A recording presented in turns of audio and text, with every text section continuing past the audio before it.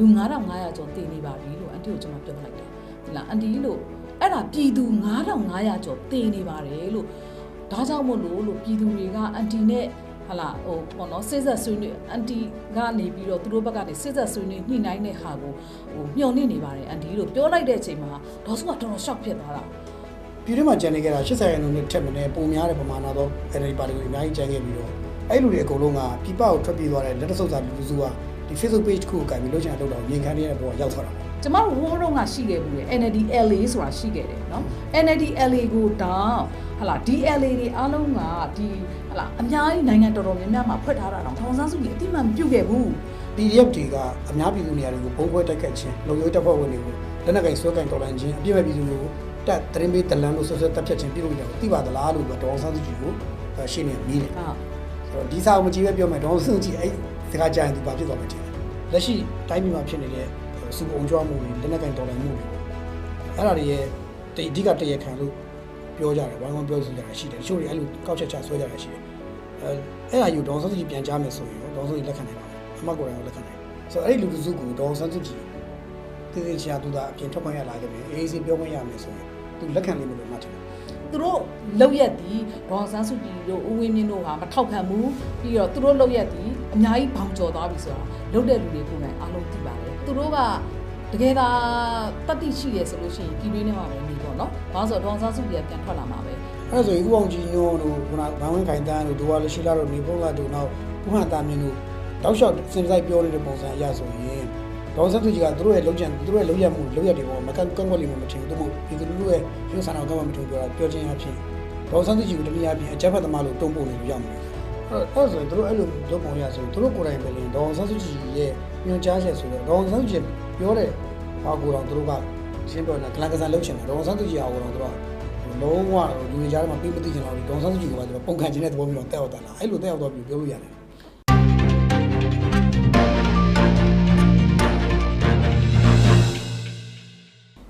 မင်္ဂလာပါမိုင်မင်္ဂလာပါကျွန်တော်ဒီနေ့အမကိုခေါ်ဖိတ်ခေါ်ပြီးဆွေးနွေးရတာကဒီအပိုင်းမှာတောက်လျှောက်ဆိုလို့ဒေါအောင်ဆန်းစုကြည်နဲ့ပတ်သက်တဲ့ဗီဒီယိုဖိုင်တွေလည်းထွက်လာတယ်နောက်တရားဥပဒေဆိုချက်တွေလည်းထွက်လာတယ်ထွက်လာဒါကကျွန်တော်တော်တော်စိတ်ဝင်စားတာပေါ့နော်စိတ်ဝင်စားတော့အမကိုခေါ်ပြီးဆွေးနွေးရတယ်ဆိုတော့အမမှာတော့ဆွေးနွေးကြရှိနေမယ်ထင်တယ်ဟုတ်ပါတယ်ဟိုတနေ့တုန်းကကိုကျော်မျိုးမင်းပြောလိုက်တဲ့ဟာကိုကျွန်မနားထောင်လိုက်ရတယ်အဲ့တော့လေကျွန်မကိုကျော်မျိုးမင်းနဲ့ငါလို့ကြုံတဲ့ချိန်ကြရင်တော့ပြောပြအောင်မယ်လို့စဉ်းစားထားတာဒါပေမဲ့ကိုကျော်မျိုးမင်းကကျွန်မခေါ်လိုက်တဲ့အတွက်အတော်ပဲဖြစ်သွားတာပေါ့အဲ့ကျွန်တော်ပထမဆုံးစဉ်းစားတာပေါ့နော်ဒီမွေးနေ့မတိုင်ကလေးတရက်အလိုမှာဗီဒီယိုရင်းထွက်လာတယ်ပြီးဒုတိယတစ်နေ့လည်းကြာအောင်မွေးနေ့ရက်တီကွက်တီမှာဒေါ်စန်းသူရဲ့တရားထွက်ဆိုချက်ပေါ့နော်ဒါကျွန်တော်တို့လည်းမြင်ဘူးခဲ့တယ်ပေါ့ online မှာအဲ့ထွက်လာတယ်အဲ့မှာဒေါ်စန်းသူရဲ့ထွက်ဆိုချက်ဆိုပြီးထွက်တော့ဒီစာကြီးကဟိုတကယ်အစ်စ်လို့ကျွန်တော်ပြောလို့ရလားဒီစာတရားထုတ်ဆိုအစ်စ်လို့ပြောလို့ရလားဒါတရားဒီကျမ်းကျိန်ဂရိတစ္ဆာပြုလာဆိုတဲ့ဟာကဒါကအစ်စ်ပါဘာလို့လဲဆိုတော့ကျမတို့မှလည်းရှိတယ်ဒီဟာကကျမတို့ဒီအမှုတွေပြီးသွားတဲ့အချိန်မှာရှင်းနေတွေကထုတ်လို့ရတယ်လေဒီဟာတွေကိုသူတို့မှထုတ်လို့ရတယ်ဆိုတဲ့ခါကျတော့ဟိုကျမတို့ဒီရှင်းနေတွေထုတ်ထားတာရှိပါတယ်ကျမမှလည်းရှိတယ်ရှင်းနေတွေလက်ထဲကနေပဲရတာဖြစ်တဲ့အတွက်ဒီဟာကကျမအမှတ်မတင်ဒီ line ပေါ်မှာတွေးလိုက်တော့ဒါအစ်စ်လို့ကျမပြောနိုင်တယ်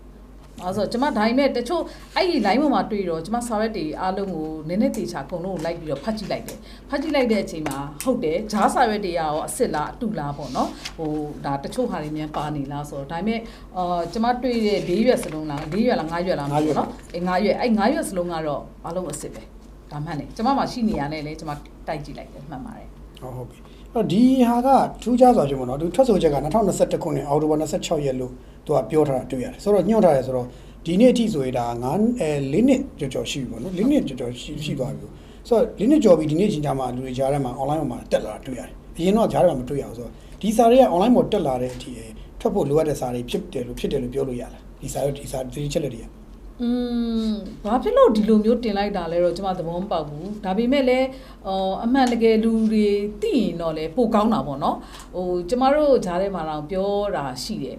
အေးနဲ့တကယ်တမ်းဆိုလို့ရှိရင်ねဟိုးရုံးကပေါ့နော်မြတ်စွာဘုရားဟောထားတဲ့ဗျာဒိတ်တော်တွေရှိခဲ့တယ်ဒီလိုကိစ္စမျိုးတွေကိုအခုကာလမှာမြတ်စွာဘုရားကမရှိတော့ဘူးဆိုတော့တချို့ဟာတွေကမှန်တယ်မှားတယ်ဆိုတာအငင်းပွားမှုတွေလည်းရှိတယ်ပေါ့နော်အဲ့တော့ဟိုအငင်းပွားမှုတွေရှိတဲ့ခါကျတော့ကျမတို့လိုမျိုးအခုလူပောင်လက်ထက်ကြမှာကျမတို့ကဒါမြတ်စွာဘုရားတကယ်ဟောကြားခဲ့တဲ့ဟာလားဟုတ်လားမဟုတ်လားဆိုတာကျမတို့ဆိုရင်မသိတော့ဘူးပေါ့နော်အဲ့လိုမျိုးဖြစ်တယ်ဒါပေမဲ့အခုဆိုရင် ဒါဒေါ်ဆန်းစုကြည်ရဲ့အဖြစ်အပျက်ကတိတ်မကြသေးဘူးပေါ့နော်၄နှစ်ကျော်ကာလမှာတော့ဒီလိုထွက်လာတယ်ဆိုလို့ရှိရင်တော့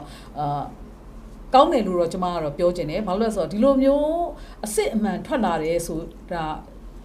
ာတော့လူတွေအနေနဲ့အမှန်တရားကိုသိသွားတာပေါ့နော်ဘယ်လိုပဲဖြစ်ဖြစ်နိုင်ငံတကာမှာတချို့ကိစ္စတွေကနှစ်20နေမှပေါ့နော်အမေရိကန်နိုင်ငံမှာတော့ရှိပါတယ်နှစ်20နေမှသိရတဲ့လာဝါတွေရှိတယ်ဒါပေမဲ့ဒီကိစ္စကတော့လာဝါမဟုတ်ပါဘူးပေါ့နော်ဒါတရားရုံးကထွက်ဆိုချက်ဖြစ်တဲ့အတွက်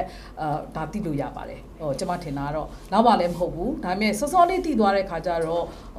့အကျိုးရှိတယ်လို့ကျွန်မထင်ပါတယ်မသိသေးတဲ့လူတွေအတွက်လည်းဒေါအောင်ဆန်းစုကြည်ရဲ့သဘောထားကိုသိသွားရတယ်အမှန်တရားကိုလည်းသိသွားရတာဖြစ်တဲ့အတွက်ကျမတို့နိုင်ငံအတွက်လည်းအကျိုးရှိတယ်သိတဲ့လူတွေအတွက်လည်းစင်ကျင်နိုင်တယ်လို့ကျမထင်တာပေါ့နော်ဟုတ်တရားထုတ်ဆိုချက်ကိုကျွန်တော်ဖတ်ကြည့်တယ်ပေါ့ဖတ်ကြည့်တဲ့အခါမှာကျွန်တော်အားတင်သွားတာပထမဆုံးအားတင်တာတစ်ခုရှိတယ်ကျွန်တော်လည်းအားတင်သွားတယ်ကျွန်တော်လည်းပဲတချို့တွေလည်းကိုဆို Telegram တွေ online တွေမှာပြောနေကြတယ်ဒေါ်ဆန်းစုကြည်တဲ့အသက်89နဲ့မျိုးသားမဟုတ်တဲ့အမှတ်ဆိုတော့မမှတ်မိလို့ဆိုရေးတော့ကျွန်တော်တို့လည်းအားတင်သွားတယ်ဆိုတော့မှတ်ဖို့တဲ့အမှတ်ကိုမမှတ်မိဘူးလို့ပြောတော့ကျွန်တော်တို့တော်များနိုင်ငံသားတော်များကိုမှတ်ဖို့တဲ့ဘက်ကိုတော်တော်များမှတ်မိကြတယ်ပေါ့နော်ဆိုတော့မမှတ်မိဆိုတော့အသက်အရွယ်ကြောင့်လားဘာကြောင့်လဲဘယ်လိုကြောင့်မှတ်မိလဲလူတချို့တော့ဝေဖန်တာတွေ online မှာတွေ့ရတယ်အဲ့ဒါမှဘယ်လိုပြောချင်လဲဒါဒါကတော့လေအပြစ်တစ်ခုတော့မဟုတ်ပါဘူးအန်တီရဲ့အသက်အရွယ်အရလို့ကျွန်မပြောနိုင်တယ်ပေါ့နော်အန်တီအတွက်ကအခုလိုဖြစ်တဲ့ကာလမှာပဲကြည်လေ89နှစ်ဆိုတဲ့အရွယ်ဟာဒေါ်ဆန်းစုကြည်လို့လားပေါ့နော်ဒေါ်ဆန်းစုကြည်သာမှုလို့သာဒီလိုကြမ်းကြမ်းမာဆိုတာကိုပြောနိုင်တာပေါ့နော်တာမန်ဗမာမျိုးသမီးအဖွားကြီးတွေဆိုလို့ရှိရင်တော်တော်ကိုဒေါင်းသွားပါပြီဒီအသက်အရွယ်ကလေအဲ့ခါကျတော့ဒီမှတ်ပုံလေးနံပါတ်ဆိုတဲ့ခဏန်းနေအားလုံးကိုလည်းမမှတ်မိဘူးဆိုတာလည်းဖြစ်နိုင်ပါတယ်ဒါအသက်အရွယ်ကြောင့်လို့တော့ပြောလို့ရပါတယ်အဲ့မှာကျွန်တော်ဒီထက်မှာစိတ်ဝင်စားဆုံးအကြောင်းအရာတွေပါလာတယ်ရှိတယ်ပေါ့နော်ရှေ့ပိုင်းကတွားရထားပေါ့နော်ဆိုတော့သူ့ရဲ့ကျွန်တော်အထက်မှာပြောထားတဲ့စိတ်ဝင်စားတဲ့အချက်တွေကတော့နံပါတ်1ကဒီ2021တရက်နေ့အခင်းချင်းပေါ့နော်အခင်းချင်းစတဲ့အချိန်မှာဦးဝင်းထင်ကြီးကဒီထက်စာတော့ဖတ်ပြတော့ပေါ့နော်ဦးဝင်းထင်ကြီးကဒေါ်စုကြည်ပြောတဲ့ပေးတဲ့စာပါသူ့အသက်နဲ့အာမခံပါတယ်ဆိုပြီးတော့ပြောတဲ့စာတစ်စောင်ထွက်ခဲ့တယ်9ရက်နေ့မှာသူဦးဝင်းထင်ဗီဒီယိုဖိုင်နဲ့ပြောတာမီဒီယာတွေခေါ်ပြီးတော့ CDM လုပ်ပါဆိုတဲ့ဟာဟုတ်တယ် CDM လုပ်ဖို့ရနောက်တစ်ခါတနိုင်ငံလုံးအုံကြွားကြဖို့အဲ့ဒါဒေါ်စုကြည်ပြောတဲ့စာပါဆိုပြီးပြောတဲ့ဟာအဲ့ဒါကိုတက်သေးထိုးပြီးတော့ဒီတရက်ခွင်မှာမေးကြမြန်းကြတဲ့အခါဒေါ်စုကြည်ကအဲ့ဒါအဲ့စာနဲ့ပတ်သက်ပြီးတော့မှတ်ချက်ပြန်ပေးတာလေဒီစာထဲမှာတွေ့ရတယ်အမှအဲ့ဒါကိုလေနည်းနည်းပြန်ပြီးတော့ဘယ်လိုနားလည်ထားလဲပြောပြပါနံပါတ်1ခုနကတော့ဦးဝင်းထင်ကအာမခံပါတယ်လို့ပြောတာဆိုတာတော့ကျမတို့အသေးချာတော့မသိဘူးပေါ့နော်ဒါပေမဲ့ပေါ့နော်ဒီဟာနဲ့ပတ်သက်ပြီးတော့ကျမတို့သိတာကတော့ဒေါ်ဆန်းစုကြည်ကဒီပြည်သူဖန်ခံရတော့မယ်ဆိုတာကိုဟလာသူတိကောင်းတိပါလိမ့်မယ်အဲ့တော့လေသူစာရေးတာလည်းဖြစ်နိုင်ပါတယ်ဒီလိုမျိုးစာရေးခဲ့တယ်ဆိုတဲ့ဟာမျိုးကိုလည်းကျမတို့ကြားသိရတယ်ဒါပေမဲ့ကျမတို့မျက်မြင်တော့မဟုတ်ဘူးเนาะကြားသိခဲ့ရတယ်ဒီကြားသိခဲ့ရတဲ့ကိစ္စမှာဒီစာကိုဦးဝင်းထင်လက်ထဲကိုဟလာပြန်ကြားရေးအဲ့တော့ကပြန်ကြားရေးတာဝန်ခံကရှိသေးတယ်ချက်ချင်းဖန်ခံရတာမဟုတ်ဘူးပြန်ကြားရေးတာဝန်ခံအဲ့တော့ပြန်ကြားရေးတာဝန်ခံရဲ့လက်ထဲမှာဒီစာရှိတယ်ပြီးတော့ဒီစာကိုအငယ်ဦးဝင်းထင်နဲ့ပြန်ကြားရေးတာဝန်ခံနှစ်ယောက်ကနေပြီးတော့ဒေါ်ဆန်းစုကြည်ရေးခဲ့တဲ့စာပေါ်မှာစီစစ်သုံးသပ်ပြီးတော့သူတို့အနေနဲ့ပေါ့နော်ဒီအတိုင်းပဲပြန်ထုတ်လိုက်တာလားအန်တီရေးထားတဲ့စာပေါ်မှာနည်းနည်းပြန်ပြီးတော့ပဲပေါ့နော်စာကနည်းနည်းမာထန်သွားအောင်ပေါ့နော်ရေးထားပြီးတော့ပဲပြန်ပြင်လာလားဆိုတာတော့မသိကြဘူးဒါပေမဲ့ဒီလိုစာရေးခဲ့တယ်ဒါပေမဲ့ပြီးတော့ဒီလိုမျိုးပေါ့နော် CDN လုပ်ဖို့ဘာညာစာတွေထွက်လာတယ်ဆိုတာမျိုးတော့ကျမတို့သိတယ်ကြားသိရတယ်